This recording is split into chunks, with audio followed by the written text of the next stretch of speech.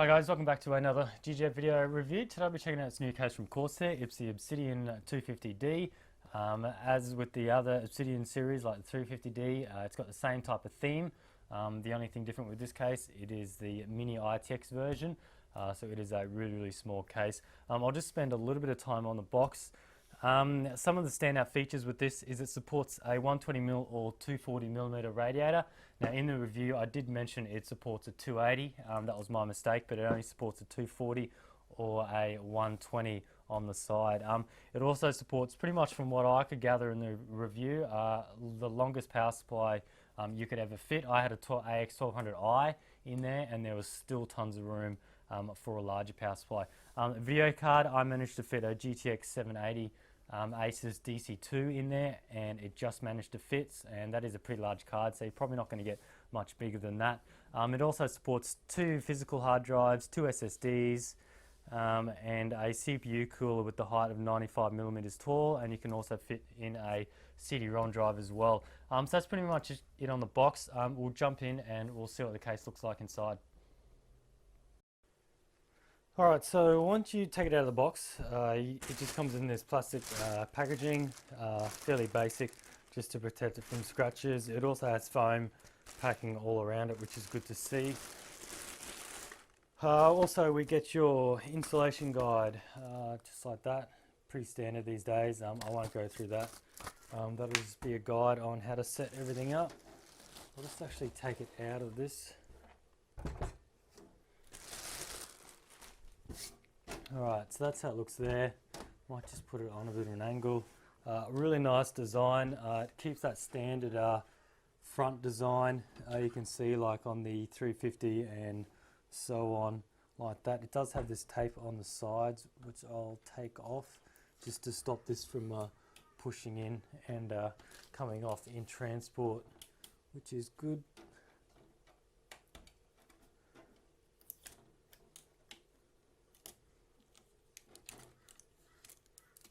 Just a little bit more.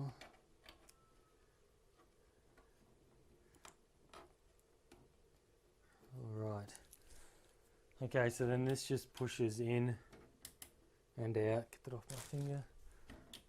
Like that. And then that's your standard faceplate like that. And then you've got your access to your filter on the front like that. That just pops out, and there's a 140mm fan in the front there, and it can also take a 120, as you can see with the extra holes there. So it's good that it comes fitted with that. I might just leave that filter out so you can just see that. Okay, I'll just put this back. Actually, I'll leave that off because these sometimes push on and off while you're installing the system, so it's good to leave that off until you're done. So moving on to the front a bit more, we'll just get that in the light so you can see. We've got 2 USB 3 up there. We've got your headphones, your microphones. Your power button is the nice slimline top one here. It's got some LEDs. I can just see them on the top in the power button, so once you fire that up we'll be able to see. And it's got your little reset button in there, which is good that it's not like a large outside one. I can just get my finger onto that. And then we got your standard CD-ROM bay cover there if you want to put a optical drive in or something as well. Moving on to the top. See if we can get that in. It's got a nice large window. Interesting that it's on the top. That's because the motherboard, your ITX motherboard, sits flat in this case. So you'll look down the top, and if you've got a nice water cooler or a cooler or a nice RAM, you'll be able to see directly onto that. So I'll be sticking in a H105, the new one from Corsair, and you'll be able to see that through the top. And I'm going to be doing a complete gold theme with this system. Gold motherboard. I've got a board coming from Asus. I'll fit that in this. Gold RAM from Corsair. Pretty much everything's going to be gold. I'm even going to paint the whole exterior of this case gold. Probably not this this black ring around it. I might leave that, but the rest of it will be gold. So half of this video will be the stock case like this, going over the case, and then the rest of it I'll paint it gold, fit the components, and you'll see what it looks like once it's all with gear in it as well. We'll just move to the left side. Alright, so that there's pretty much your standard side there. It does look to have a mesh filter in. We might actually take that off. Standard thumb screws on the back, which are actually quite long. Just 2 of those. If I can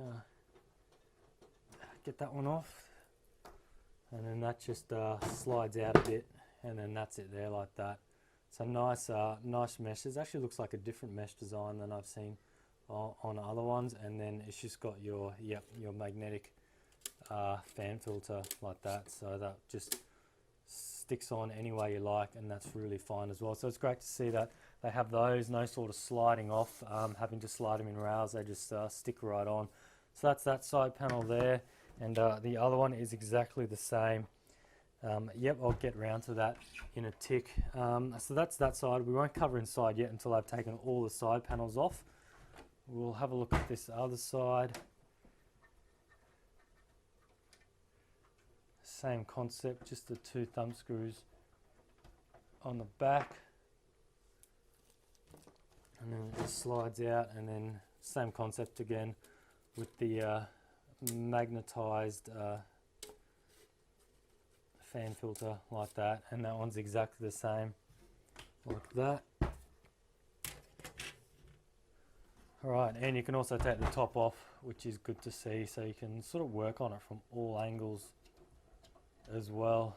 And that just simply slides back, and then it just lifts up like that, and then there's your window. It's got protective film on. I might just leave that for now. Okay, so that is the system inside. We'll go over the back a little bit first. So it looks like we've got some real little 80mm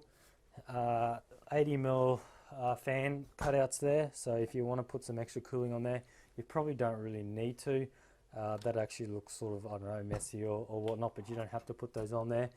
It takes 2, you can take 2 PCI Express cards, or it's got 2 slots to take 2. Most of the time your boards will just come with 1. I think you find most ITX boards come with 1. I've got an old one here. This isn't the one I will be using. This is just a spare one. You can see that just has 1 slot. Most of the time you'll have 1 16x, and you'll put a double slot video card in there like that. And this one does fit a full length video card, full height and full length. I will measure that, but you can fit a Titan in this case, no worries. So that's pretty good to see. Not many cases do that. It also will take a full size power supply. I'll stick a fairly large one in here just to show you that. And once again, there's not too many cases that'll fit a full size power supply as well. Moving down on the back, you've got your I/O shield, which goes in there. We have your power supply slot or sort of hole here. It's actually nice that you've got the bracket here like that. So that just goes on your power supply, and then you just slide it in like that. And then we've got this interesting other little cover here that takes 4 screws. Let's just open that out.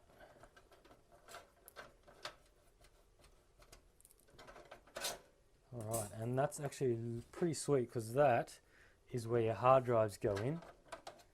We'll just take this one out. That's your accessories box, like Corsair does with all their cases. So it takes 2 3.5-inch drives. So your mechanical drives just go in there. We all know how those go in. I won't stick a drive in. You just sort of bend this out, and it just pushes on the drives, and you can screw them in if you want as well, because they come with screw holes. And then we've also got 2 little smaller baby versions, if I can get this one out, for your SSDs. So you can fit 2 SSDs or 2 laptop hard drives, 2.5-inch, and your 2 3.5-inch drives. And just have a look. No, those aren't hot swappable. They just slide in, and then you just connect them via the cables through the back, and then they go to your power supply and motherboard. So it's pretty sweet how they have access from the back or from the outside. Alright, so that's it for the bottom, or the back actually. One more thing we do have is we do have a mesh filter for the power supply, which is good to see, and that's actually quite a large one. So that just goes on the bottom like that and slides in. And then for the back, get some light on that. We've got nice four, not really single feet, they're sort of molded into the actual case, and then they sort of run along and follow the design of the case, and some nice rubber pads on those. So that's good to see with those. I'll have a shot from the top. I might need to get some more light on, but we'll go sort of top down and have a look at more inside the system. So I've got a little bit more height on that now. You can see inside a bit better. One thing I'll go over are the cables for the front ports that are just on there. Okay, so it's good that they're all black. They're always much neater like that. Alright, we've got your USB 3 in there, your standard USB 3 port. We've also got your HD audio, like that one there, standard black one, and then your other connections on the front, your reset power switch, your LED, hard drive LED, and all that. So they're nice and long. You don't really need them long in this case. It's really small, so you'll have no issues fitting those. Alright, on to this side, which I want to sort of cover a bit. This is where you can install a 240 or a 280mm rad. It goes on this bracket. You can actually take this bracket off if you wish. You don't have to have it on. This is so you can fit like a H100, a 105, H105, which I'll be doing. It just fits nicely in here, and then you can just sort of extend the cables onto your motherboard, which will be like that. So once again, this isn't the board I'm using. It hasn't arrived yet. This is just an example how it'll go, just like that, and then the tubes will just reach over. So it's pretty sweet. You can fit a 240 280mm rad, full-size video card, full-size power supply in the system with 2 mechanical drives, 2 SSDs as well, and you've even got a CD-ROM drive up the top. We'll just install a power supply. So I've got a AX 1200i, and these are probably one of the longest you can get, probably 200mm or something like that. If I just go and install this in here now,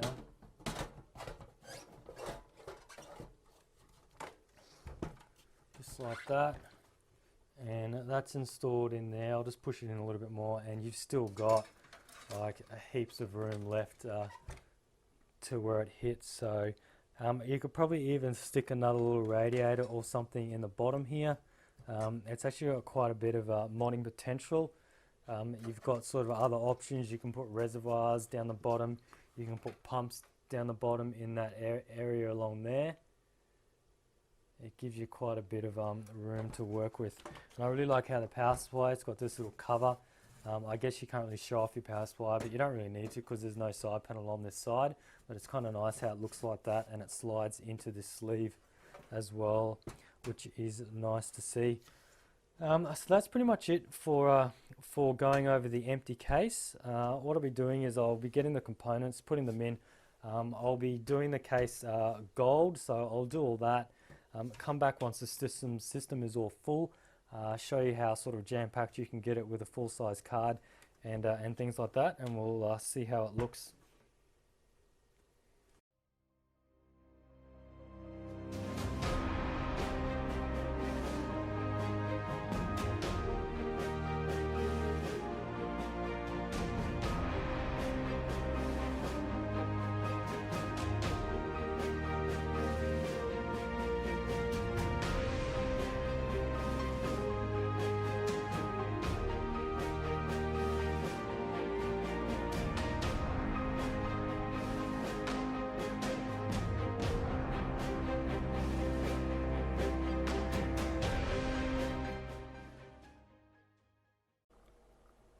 Alrighty guys, as you can see, the system is together using the 250D.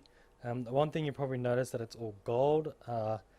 That's because this is a gold theme. There's not too many gold cases out there, or if any, so I thought I'll do a gold theme, have this on display at our events from now on, because you also notice there's a lot of gold hardware you can buy, as in RAM, motherboards, and even some VGA cards.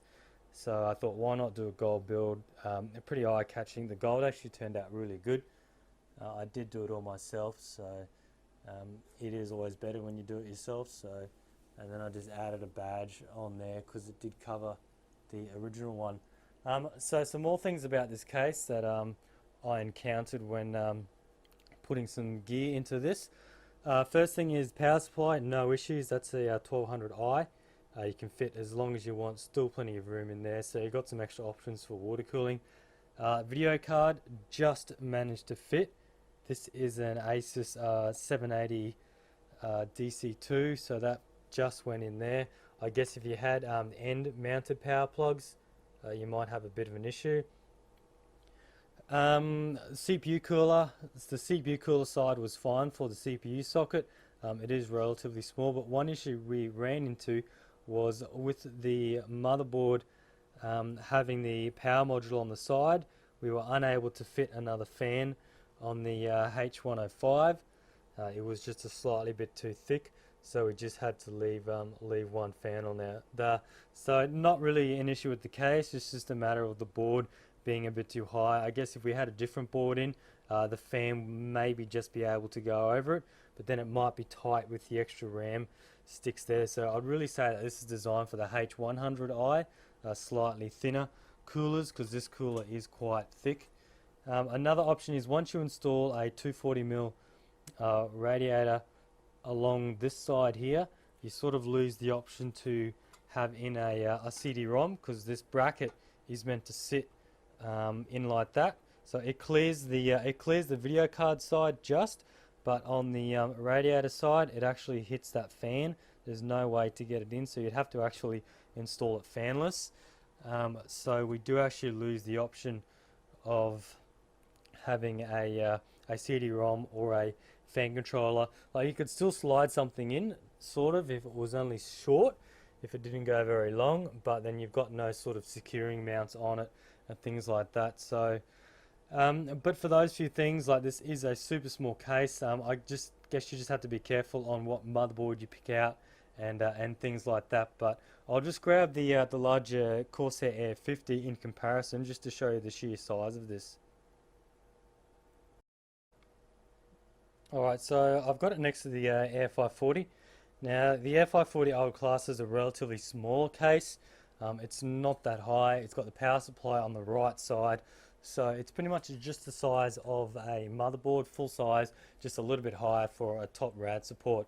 Now beside it, now we've got the 250D, and it is really quite small. It's nearly half the height, and it's not as wide as the 540, so it is a really small case. So if you want the extreme smallest for a gaming rig or a SteamOS box, or whatever you want a small system for, this is certainly a case you can go for. Well, that's pretty much it for this review. I just wanted to go over the case, go over the theme that I've done with this. This case will be at the next GGF on the 15th of February. We'll have this showcasing in our display rig area, so if you're interested in this case or want to check it out, come down, have a look. I want to thank Corsair for sending us this case to review, and thanks for watching, and stay tuned for next time.